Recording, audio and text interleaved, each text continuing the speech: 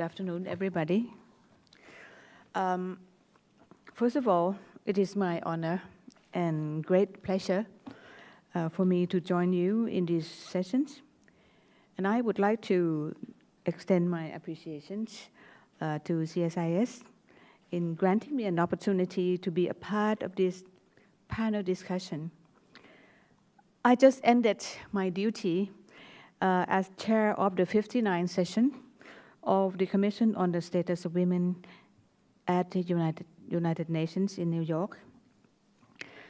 Interesting to know that the Commission undertook a review and appraisal of the implementation of the landmark documents called Beijing Declaration and Platform for Action.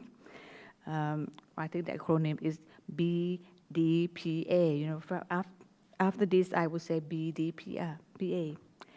And the outcomes of the 23rd special session of the General Assembly, including current challenges that affect the implementation of the platform for actions and the achievement of gender equality and the empowerment of women, as well as opportunities for strengthening gender equality and the empowerment of women in the post-2015 development agenda through the integration of the gender perspective. As I said that this year we are reaching the 20-year mark since the adoption of the BDPA in 1995. And we have witnessed the progress in accelerating the implementation on Beijing declarations at international, regional, and national levels. Increasing awareness and commitments on women's empowerment and gender equality promotion have been made. At international level, one of the remarkable examples is the integration of a gender perspective in Security Council. The Security Council resolutions 1325 and other related resolutions have introduced a gender perspective into high politics regime. At regional level, for example, the ASEAN has an effort in mainstreaming a gender perspective into its 3 pillars. At national level, advancement of women can be illustrated by number of laws, policies, and strategies to advance women's rights and gender equality in many countries. Remarkably, in worldwide collective actions in fighting against violence against women, we call it VOWs, a zero tolerance on VOWs, and advocate for women's rights and gender equality, such as He for She campaign have been conducted worldwide, as you know. Within all the positive changes, we have recognized, as indicated in the political declaration adopted at the 59th sessions of the CSW, that progress on women's empowerment and gender equality promotion has been slow and uneven.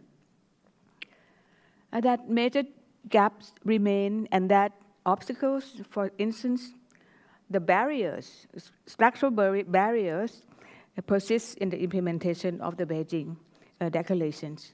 Significant levels of inequality between women and men, girls and boys persist globally, and that many women and girls experience multiple and intersecting forms of discriminations. The vulnerability and marginalizations throughout their life cycle, as well as a gap between, that's very important, de jure and de facto, the phenomena. Regarding the topic of women's empowerment and gender equality, these 2 issues are interrelated. We must have the firm concept that women's rights are human rights, and the human rights are women's rights. That is for sure the thing that we have to think about. To empower women, I would like to highlight the main 4 key strategies for a successful women's empowerment, namely knowledge, opportunity, women's friendly environment, and innovation. I also would like to take this opportunity to share with you some examples of the implementation of Thailand, where I come from, regarding the empowerment of women. The first key, that is knowledge and education, are one of the main tools for women's empowerment. In Thailand, we provided universal access to formal education for all. In addition, lifelong learning through the informal and non-formal education is provided to enhance women's potential and skill development. For instance, the Community ICT Center have been launched, aimed at empowering people with informal information technology skills, as well as access to information for self-learning and self-development. In addition, capacity building and skill training are provided to guarantee that women are continuously equipped with knowledge to respond to the diverse of the economy and labor markets. Secondly, when women and girls are equipped with knowledge and a competitive ability in the market, the second key to empower is to create an opportunity for women. Creating opportunity means that women must have opportunities in accessing all resources, from the capital to information. To access capital, Thailand has taken measures to ensure equal access to loans and credits. Many loans and credits, such as the People's Credit from the Government Savings Bank and the microcredit for women entrepreneurs, are granted to increase the access of women to capital. Also, some funds enhance an ability of women in fund management. For example, the National Development Fund for Women provides not only an opportunity for women to access to capital, such as a revolving fund for vocational development and an income creation, but the fund also provide an opportunity for women's organizations to conduct projects to promote gender equality as well.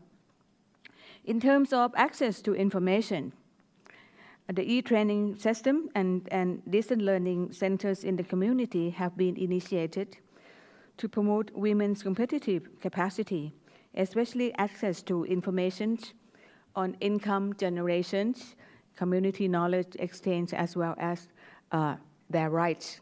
That is very important. The third key is to establish women's friendly environments. Women's friendly environment should be implemented both at the macro and micro levels. At the macro level, women's empowerment could start at home. In this regard, Thailand attaches its importance to promote gender equality starting at home through the series of knowledge workshops and materials on the issues of gender equality, and also on the issues of the unity of the family.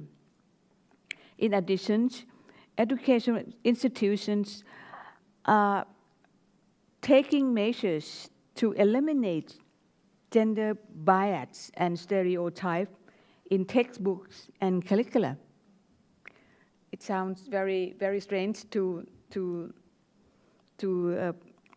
people that are not used to these issues, but it did have effect on the equality between the boys and girls, from the very start, when we have the gender stereotype in the way that men and women are not treated equally. Thailand set up the sub-commission on gender curriculum to conduct a review on dimensions of gender inequality that exists in all levels of education, of textbooks, teaching tools, and materials. The study significantly leads to a suggestion that on policies and measures to promote gender equality in education. In workplace, in fact, the states should guarantee equal wage, fair and non-discriminatory treat. For example, the amendment of the Labor Protection Act should ensure that the better protection of women and children, such as, designing the maximum working hours and protection for subcontract workers to receive fair remunerations and welfare. Alongside with the legislations, this is the case of Thailand, we realize that double burden hinder women to access the market. Therefore, specific policy guidance has been launched to establish women's friendly environments in workplaces, for example, promoting the establishment of daycare centers in workplaces and industrial estates to lessen childcare responsibility. Also, the cabinet resolution and all the regulation on parental leave for male government officials were approved. Well, unfortunately, it happened just only in the public sector, but not the private one. That to have the parental leaves for males, government officials. So this is the reality. I think that somehow in the futures, the private companies will take the same, looking at to lessen the burden of women, to raise the child. In my capacity of Thailand's representative to ASEAN Commission on the Promotion and Protection of the Rights of Women and Children, or we call it ACWC, I work closely with the Ministry of Social Development and Human Security to raise awareness in ASEAN regarding the elimination of violence against women and girls.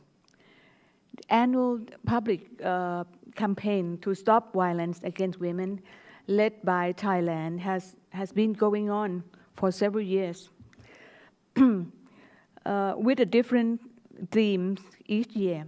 In 2012, the campaign started to raise public awareness to end violence against women. In 2013, the campaign highlighted domestic violence that affected women and children. And in 2014, we focused on the violence against the elderly women in the society in ASEAN. So the campaign materials and website have continually developed for this purpose. Now, the last key in empowering women is innovation.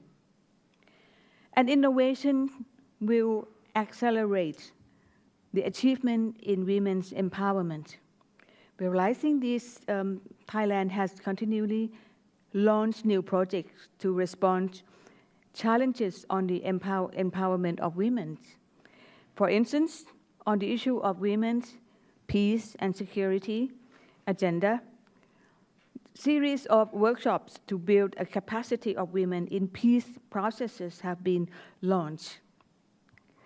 Parallel with the empowerment of women, the protection of gender equality by all sectors should be done as states adopted at the opening session of the 59th session of CSW through, I would like to read outlines, altogether 6.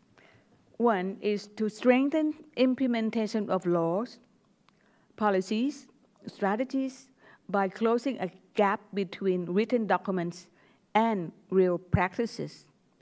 2, strengthen and increase support for institutional mechanisms for gender equality at international, regional, and national levels.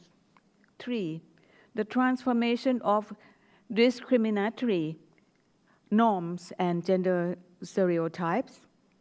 4, significantly increase investment for gender equality to close the resource gaps. 5, strengthens accountability for the implementation of existing commitments. And 6, enhance capacity building, data collection, monitoring, and evaluations. So, to conclude, women's empowerment and gender equality promotion is, well, everybody knows that it's the unfinished business, that it will go on forever. We must look ahead to the post-2015 and beyond. At international levels, various organizations ranging from the CSW, UN Women, UNICEF, to the treaty bodies like CEDAW, that is the Convention on the Elimination of Discrimination Against Women in All Forms. Some of us here might hear it. I have heard it for the first time, but it's the conventions, the UN conventions, whereby the member states will have to look at the structures of practices in having women and men in the equal status, and looking at the elements with the concluding observations from the committee every time that member states will produce the report, and also to defend the report with the committees, verbally. So that is something that the member states will have to do. It's the legal binding, in fact. It's the legal binding. As I said that, all the, at international levels, various agencies ranging from CSW, UN Women, UNICEF, and also some other treaty bodies, such like CEDAW, should work towards contributing to the achievement of gender equality and empowerment of all women and girls. Synergies among and between these agencies within the UN system should be further strengthened so that we can fully reap benefits of our shared goals. At regional level, mechanisms in each region should strengthen their collaboration and cooperation in working on women's rights and gender equality agenda. At national level, governments with stakeholders should work closely to create positive change in the lives of women and girls. So, ladies and gentlemen, looking ahead of the post-2015 development agenda, I hope that all of our common goals will be met someday, sooner or later. That is to ensure women and girls are drivers, actors, and beneficiaries of sustainable development. And not one of them is left behind. That is to make sure that the post-2015 development agenda is a truly inclusive agenda with gender equality at its core. And that is to ensure that all stakeholders step up their efforts towards the realization of gender equality and empowerment of all women and girls. So thank you for your attention. Kanda, thank you very much. Very interesting and insightful. And I made a mistake at the introduction. I was going to mention that unfortunately Kanda was going to have a partner, Ms. Stephanie Foster, who's a senior advisor from Secretary Kerry's Office on Global Women's Issues at the Department of State.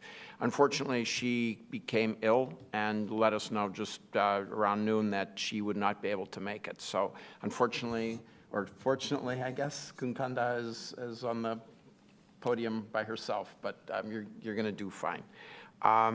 Could I maybe, just to start the conversation, you several times referred to the post-2015 Millennium Development Goals agenda. Can you, based on the discussions you had in New York the last few weeks, do you have a sense of what the goals will be with specific regard to women and girls? Oh, okay. I would like to say that the post-2015 is something that, well, I put it in a very simple way like this. The historic Beijing Declaration is there. The platform for action is there. It's not going to be away. But what we would like to see is that,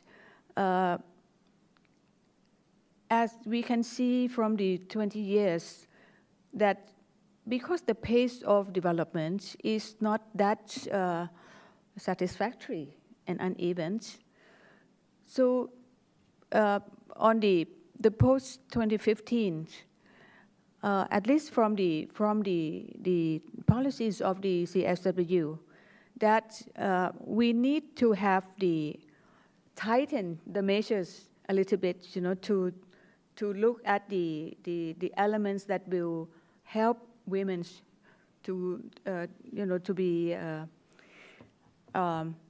go forward. For example, one, we have the political declarations. At the beginning of the CSW 59 sessions, the political declaration is a kind of commitment from the political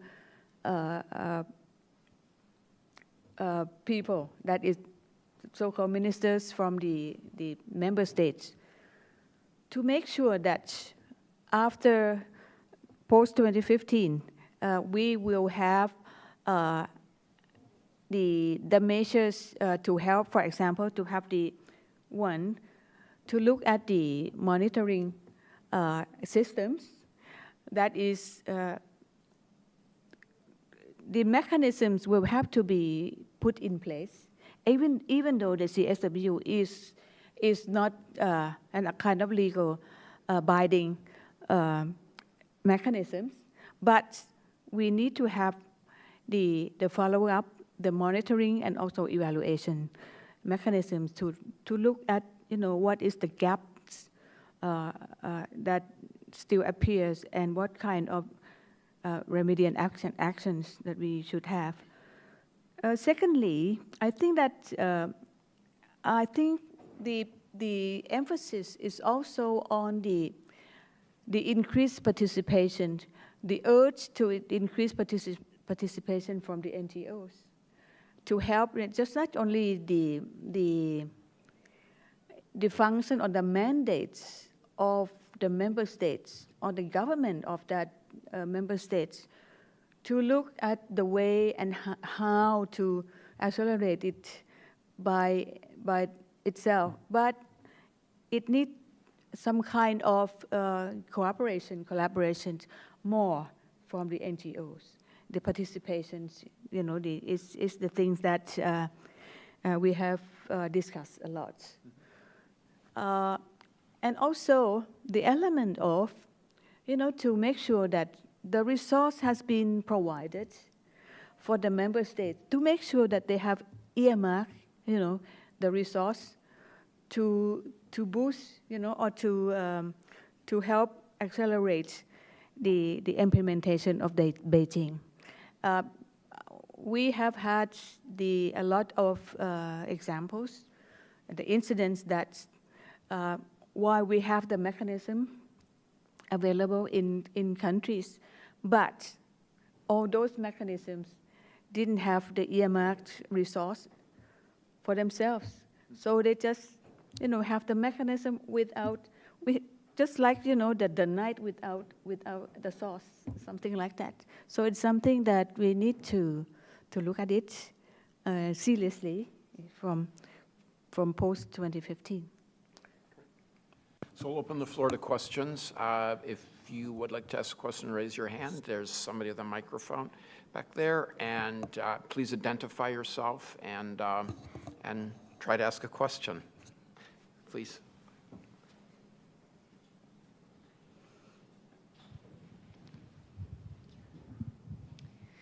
Good afternoon. Thank you very much for speaking to us today. My name is Jocelyn Roberts. I am the Lower Mekong Initiative Coordinator for the Department of State. And I'm curious if you can share with us maybe some lessons or best practices. I have two questions. One is, how do you manage to increase the access to resources, to capital, or information, as you mentioned, in rural areas? And the second one is that on the sidelines of the Commission on the Status of Women, we had a small meeting with the LMI representatives, and the You mean the side event? Yeah, just a small informal side event. And the Lao Vice President of the Commission for the Advancement of Women mentioned that their approach is that education is the single most important factor in advancing women. But again, how do we break through? Some of the Southeast Asian countries have very good education, primary education, enrollment of girls, etc. But when we get to secondary or tertiary levels, the enrollment and the graduation levels drop off significantly. So what can we do to try to maintain or sustain and improve the education of girls in secondary school and then also in higher education? Thank you very much. Can I just I'm not quite sure whether I would be able to answer, or to help you on that or not. But from the experience of from Thailand, we do have the evidence that we have very few dropouts, of students at secondary levels. We have more girls, more women in the universities right now. Even from the departments of engineering, we now have something like 50-50 men and women. Medical science, 50-50. Yeah, let alone your liberal arts, that we have a lot of women's already, or educations. Well, I think that it has something to do with the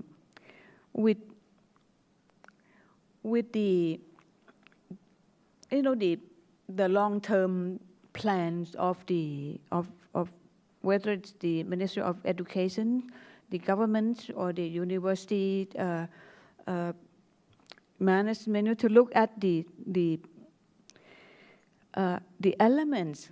Why is it that what kind of problems that the girls have in secondary educations, particularly in the rural areas? I think that we have quite a number of best practices, so to speak, that apart from having our own students in school, we also have quite generous to have, the boys and girls, who accompany their mothers as the migrant workers to be, to be accepted and then to be educated in school. So I feel that we don't have much problem on that, but I cannot say about the Lao PDRs because the situation is not the same. And I think that the Thai government is quite generous right now, to accommodate all the boys and girls, to accompany their parents as migrant workers, to be educated in country.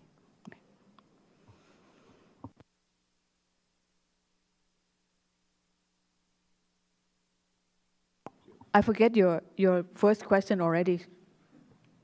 Please, could you start it over again, please?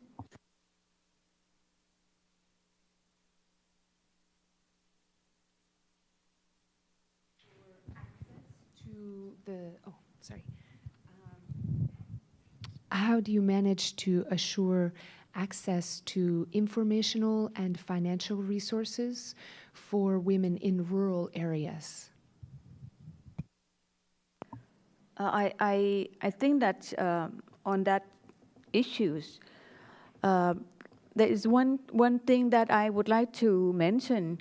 We have the Women's Development Funds initiated by the government, and it's quite a number, quite a big amount of budgets to be distributed for each, 77 provinces, and then to make sure that the fund has been allocated to help women's organizations within the province to tap, the resources for their own endeavors, business endeavors, and also, to help, the groups of women's a kind of their own endeavors, business or economic endeavors, and it's revolving fund. It's going on like this for several years. Apart from that, we also have the before the Women's Development Fund, we also have the well, I think about my own term, but I cannot translate it into English. It is the funds allocated for each sub-districts, so that we will have the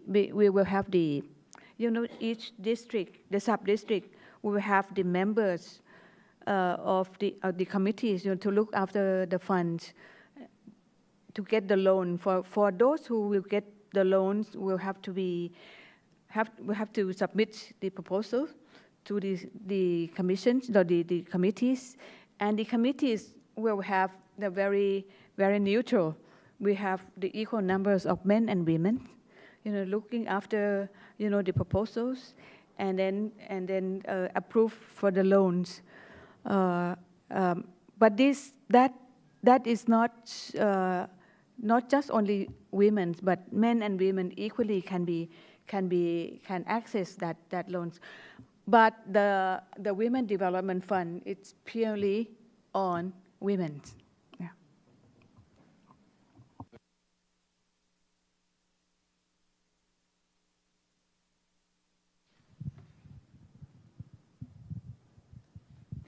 Thank you very much for your comments today. My name is Leanne Sadowski, and I work at an economic development consulting firm called Nathan Associates. And we are doing a lot of work with both APEC and ASEAN on support of their women's agenda. and on the APEC side with the PPWE, and then on the ASEAN side through the Secretariat. I have 2 questions for you. Number 1, for ASEAN, you mentioned that you're working with ASEAN to integrate women into the 3 pillars, and I was just wondering what are the types of activities ASEAN is looking to do in the future. I did an assessment of ASEAN 3 or 4 years ago, and women are mentioned nowhere within any of the pillars. I think there's one reference in the social pillar. And so I was just wondering what you hope ASEAN can do in the future in terms of supporting women, particularly women's and on the economic sector, which is my particular interest. And then my second question is more personal.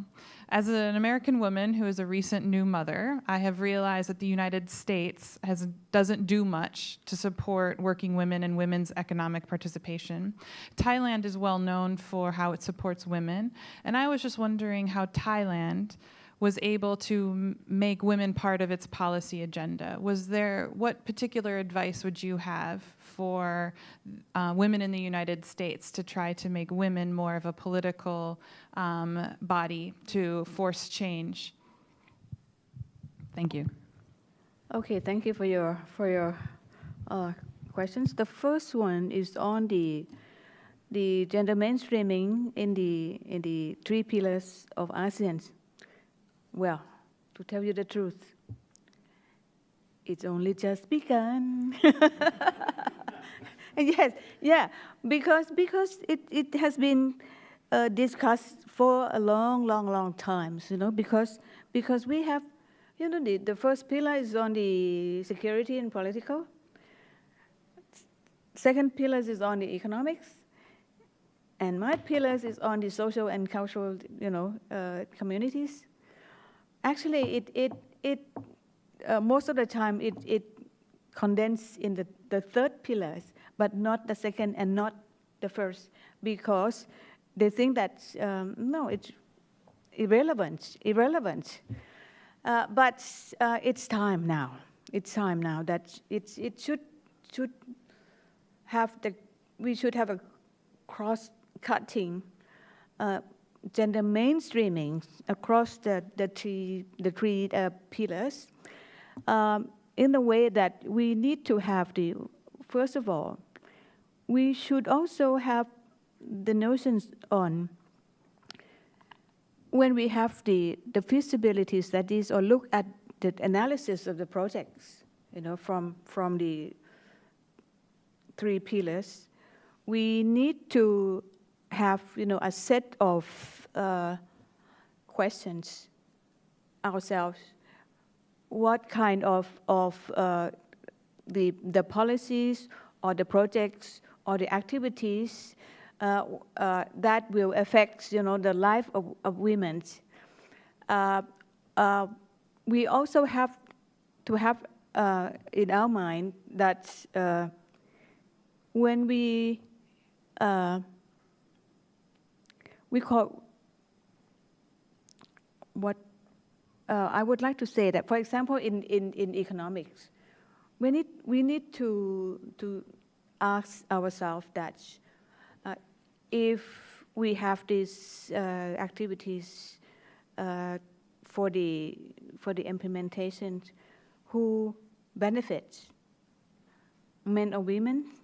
What kind of the adverse effects if women will have, if we have these kind of projects going on, for example, on the climate change, on the projects on the economic incubators or something like that. Whether we have these aggregated data among ourselves to look at the distributions of those who will be affected. It's quite difficult to understand and to perceive, from those who are not familiar with these issues. But I tell you that it will have to be in the policies of ASEAN, and we will try to make it, more evidence so that we can say that, across the 3 pillars, we have the gender perspective. Look at things with the gender lenses, so that we have the equal status between men and women. Okay. The second questions, very difficult to answer, but we put it this way. We have the 10 years women development plans integrated into the National Development Plan of Thailand. And with that, there will be the parts that will deal with, the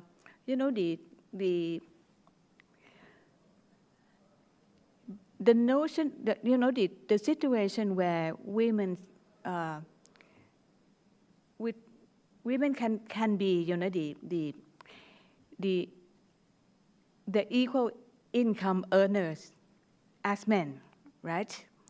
But women also have, the invisible burden at home that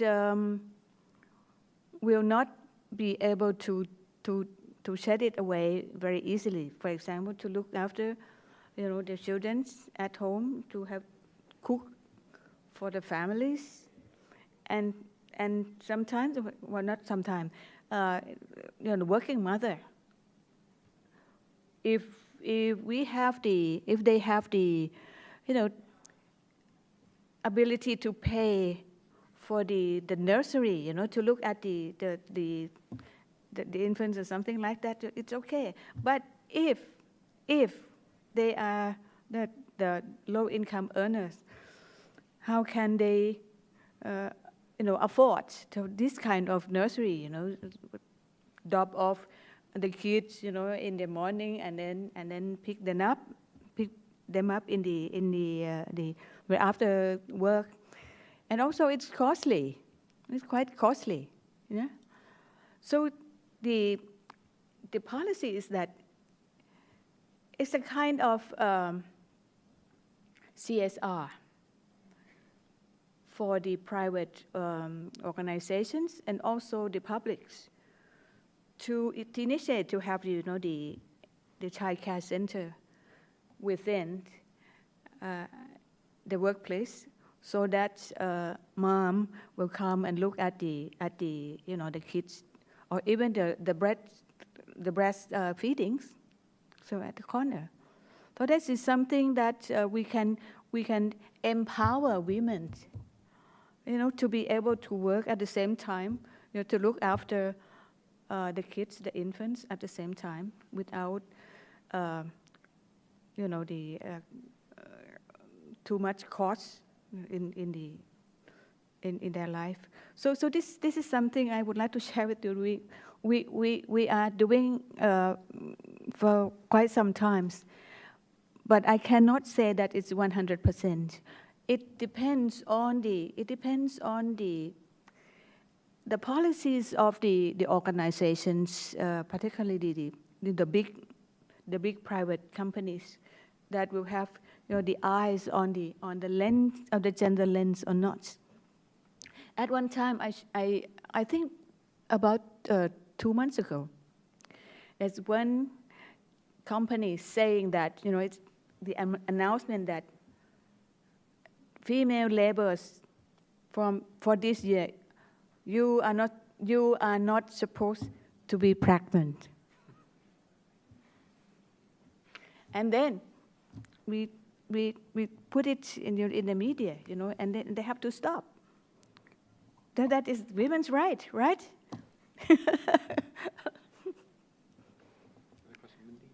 Yes. So we have a bunch of questions. We're almost up. Well, we can maybe run a bit over. Maybe we'll take 2 questions at a time. So I'll ask you 2 to ask questions, and we'll do the other 2. So we'll start here. Mindy, could you give her the, and then her. So I'm sorry, I don't know if I do have a question. My name is Mindy Cutler. I direct a nonprofit called Asia Policy Point that studies Japan and Northeast Asia. As you can see, the gender perspective in the bastion, the alpha male bastion hasn't gotten through. CSIS is where the men are, and they don't really understand gender as part of foreign policy. One of the big issues in the UN and in the women's organizations is the violence against women in warfare. And one of the big issues in Washington, which I work on, and probably the only person that works on, is the comfort women issue. And that comes up in your commission, it comes up in CEDAW. What is your perspective on that? And then let's take two questions here.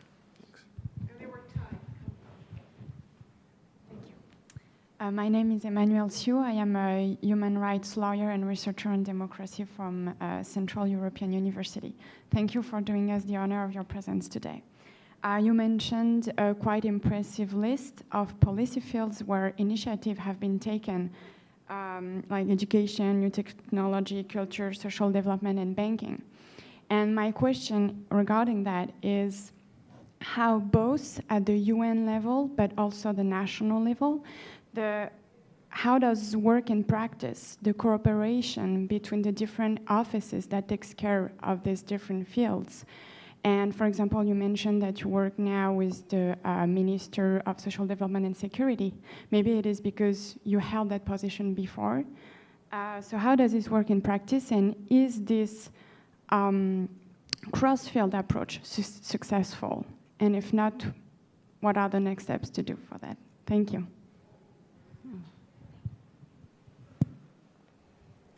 No, we'll let her answer these two questions, and we'll do one more round. Thanks.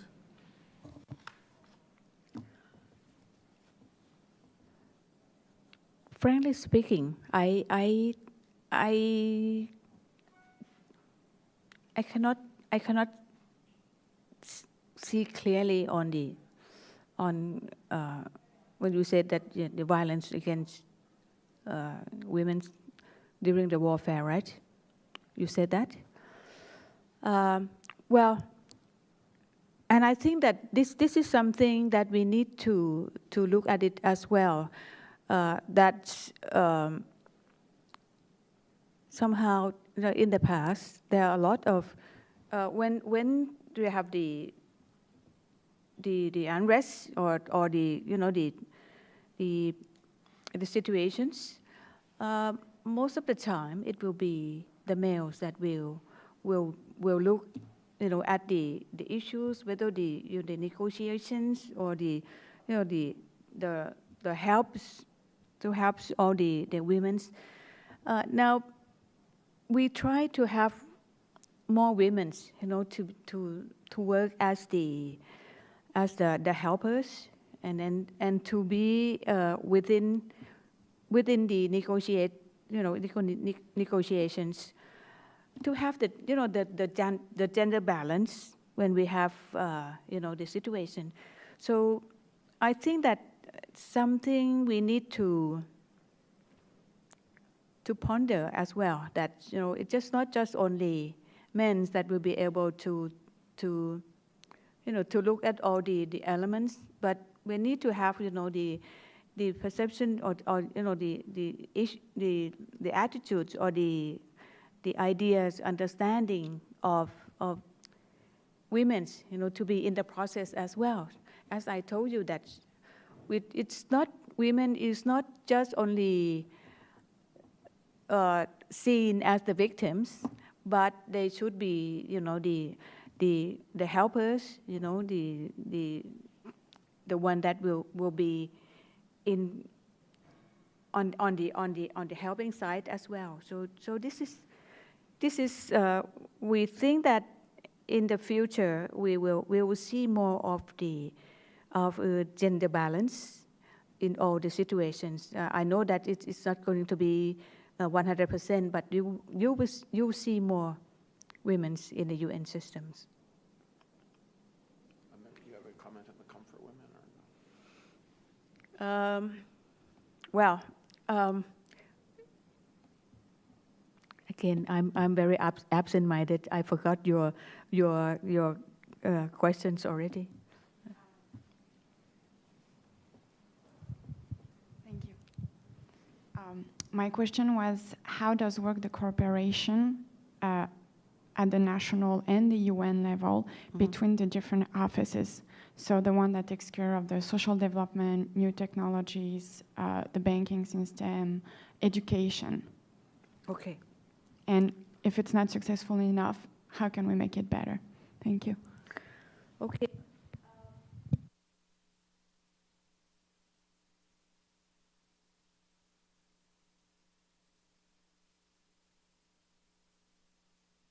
It is not legal binding, because member states will come and then report annually on what kind of achievements that they will have. And next year, the theme will be on the sustainable development for women's sustainable development. So that is something very vast areas. So it depends on the member states. Will look, you look at the political declarations, the element of the political declarations, that what kind of specific measures, policies that they have already committed within the declarations. They pledge, at the beginning of the 59th sessions that they will do so and so and so and so. So in the following years, they will come back with the evidence that what they have done on what respects. I think that not many member states will say that they will report on the wide arrays of activities that they have done in the past 12 months. It's impossible. But I think that it will be some kind of, the noticeable or the things that they have done after going back to the capitals. What kind of policies, what kind of legislations, what kind of measures that they put forward, for example, on the earmark of the resources for gender equality in the capitals. To what extent they have done that, and what is the drawbacks, what is the challenges, or something like this. So this is the way that the UN, and with the help of the UN Women's in the regional located in each member states or not, I don't know, but with the mandates of the UN Women's and also other UN organizations, as they try to have the synergies to work together, as to help the member states to overcome the gender inequality in their own countries. That is the thing that we can do. Please, and then, so the last two people in the back there, please. Thank you very much. Thank you. Thank you very much. Kunying, thank you so much. My name is Rita Herona Adkins. I had lived in Thailand. I had the opportunity to enjoy Sanuk, Sanuk Makmak. I speak a little, if I may brag, a little bit of Thai, but that's all the Thai that I happen to know. My question, ma'am, is human trafficking. Thailand, the Philippines are among the countries in Southeast Asia and that part of the world which are in the list among the top countries impacted or involved in human trafficking. And human trafficking, of course, covers slave labor as well as sex trafficking. Now, of course, when it comes to human trafficking and the sale of women for sex, okay, while it is an income-generating kind of livelihood, or maybe that's not the wrong word,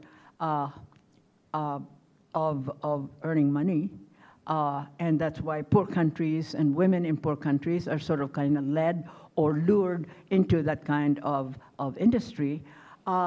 This may not necessarily be part of this central theme of your presentation today, but since it relates to women or it involves women, what kind of comment would you have regarding human trafficking where it involves women in your country? Thank you so much. My name is Luke Wilson. I'm a professor at the George Washington University. My question is about the impact that political instability or governmental instability can have on the advancement or implementation of these gender rights. Does it at some times create opportunities for advancement, for quick advancement, or do you more often see retrenchment, a retreat back to sort of more stable and more stable goals, things that don't actually need to be changed? Thank you. The first question, I think that the human trafficking is because the situation, but because the location of Thailand is we have a lot of borders, right? To Laos, to Burma, to Myanmar, to Malaysia, to Cambodia. Thailand is seen as the country of destination a lot, but it doesn't mean that we ignore the situations that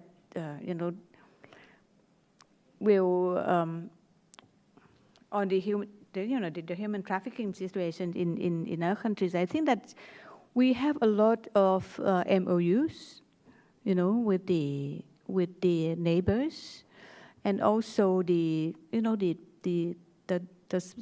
special task force, the intergovernmental, interministerials also task force that to look at the elements of trafficking, including the police as well. I think that it would well I feel that because of the the ASEAN communities is going to be by the end of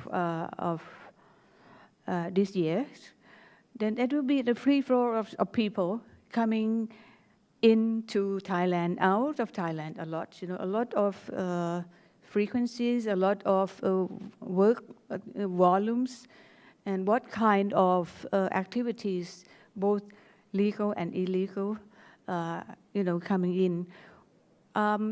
I will say that the Thai government is very aware of the problems, and we try our best to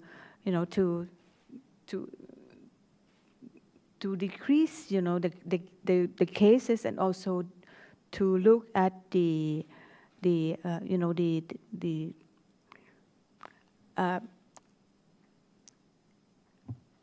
service that we will look at the victims, human trafficking. I think it's quite generous, to look at we have all the emergency homes in 108 emergency homes altogether all over the countries, to look after the identified victims of trafficking, and then to make sure that they will be reintegrated, to look at the access to justice as well. That is the normal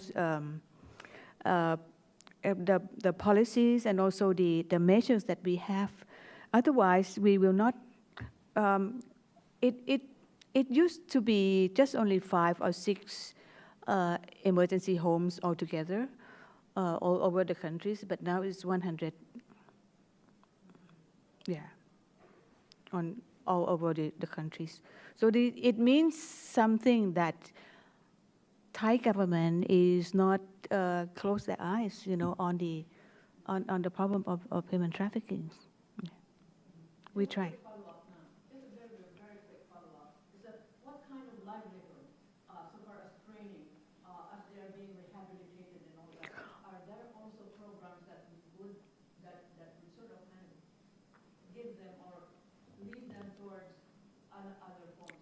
Definitely, we have it. We have it. The rehabilitation programs for the victims. If you go to Nonthaburi, we always Gretakan, you know the name of these emergency homes or not, but it's the biggest emergency homes for women victims for human trafficking.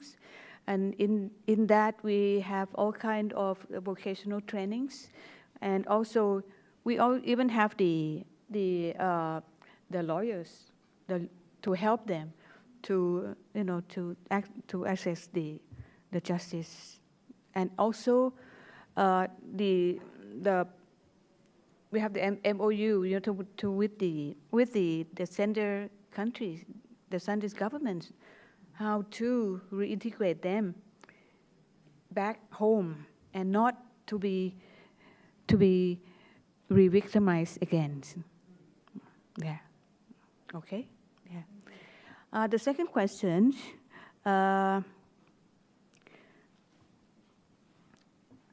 My personal opinion is that the change of government is not alter the probability for women to be elected as the MPs or even in the local communities. It doesn't change anything at all. But what I would like to say is that instead of looking at whether how many women to be elected, nationwide or locally, elections, I care more on how to have the capacity building for women to prepare themselves to be ready to be elected, and not just only to stay home, and looking after the children, the kids, and then let the men just to be the candidates of the elections. That is the more important. I think that is what we could do, is to help women to know themselves that you are the same as women of men. You are able, to be elected the same as men. Just only to have confidence and to have the preparedness, to open themselves to the public and to be elected. So that's my answer. Kanda, thank you very much for your insightful and interesting presentation and answering our questions. I'd like to also thank everybody that's come. Please join me in thanking Kanda for coming down from New York to talk about what happened there. Thank you. Thank you. At international level, one of the remarkable examples is the integration of a gender perspective in Security Council. The Security Council resolutions 1325 and other related resolutions have introduced a gender perspective into high politics regime. At regional level, for example, the ASEAN has an effort in mainstreaming a gender perspective into its 3 pillars. At national level, advancement of women can be illustrated by number of laws, policies, and strategies to advance women's rights and gender equality in many countries. Remarkably, in worldwide collective actions in fighting against violence against women, we call it VOWs, a zero tolerance on violence, and advocate for women's rights and gender equality, such as He for She campaign, have been conducted worldwide, as you know. Within all the positive changes, we have recognized, as indicated in the political declaration adopted at the 59 sessions of the CSW, that progress on women's empowerment and gender equality promotion has been slow and uneven, that major gaps remain, and that obstacles, for instance, the barriers, structural barriers, persist in the implementation of the Beijing declarations. Significant levels of inequality between women and men, girls and boys persist globally, and that many women and girls experience multiple and intersecting forms of discrimination. The vulnerability and marginalizations throughout their life cycle, as well as a gap between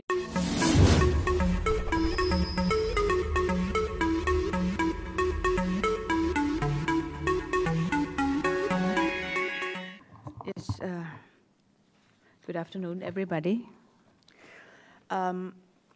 First of all, it is my honor and great pleasure for me to join you in these sessions. And I would like to extend my appreciations to CSIS in granting me an opportunity to be a part of this panel discussion. I just ended my duty as chair of the 59th session of the Commission on the Status of Women at the United Nations in New York. Interesting to know that the Commission undertook a review and appraisal of the implementation of the landmark documents called Beijing Declaration and Platform for Action. I think the acronym is BDPA. You know, after this, I would say BDPA.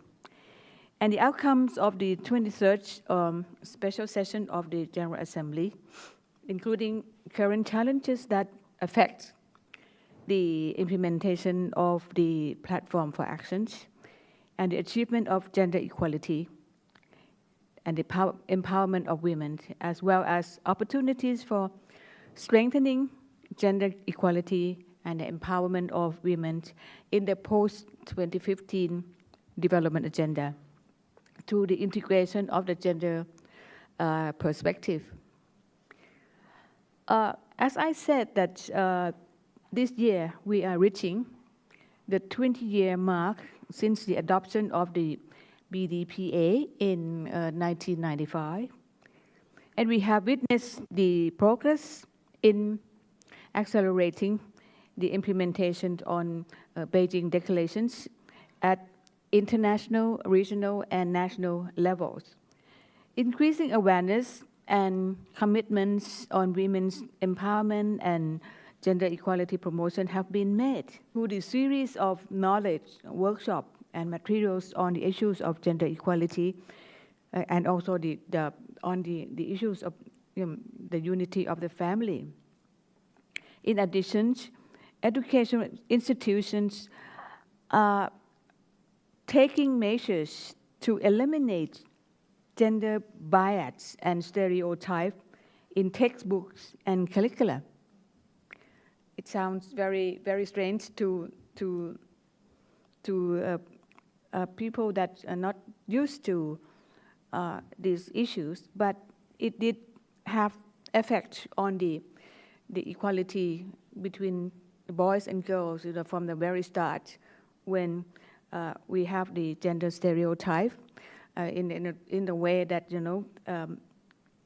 men and women are not treated equally.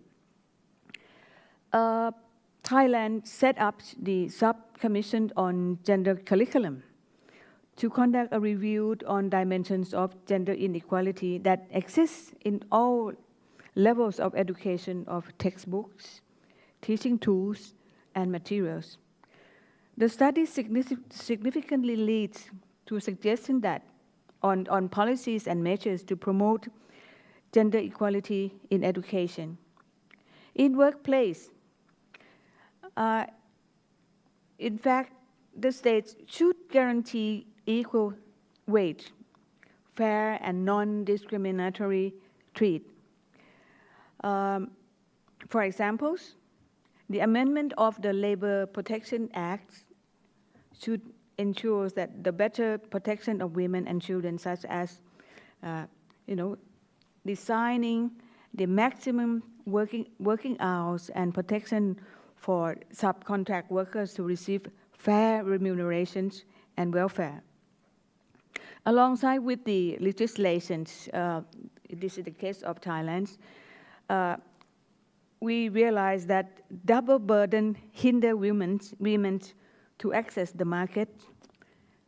Therefore, specific policy guidance has been launched in, that's very important, de jure and de facto, the phenomena.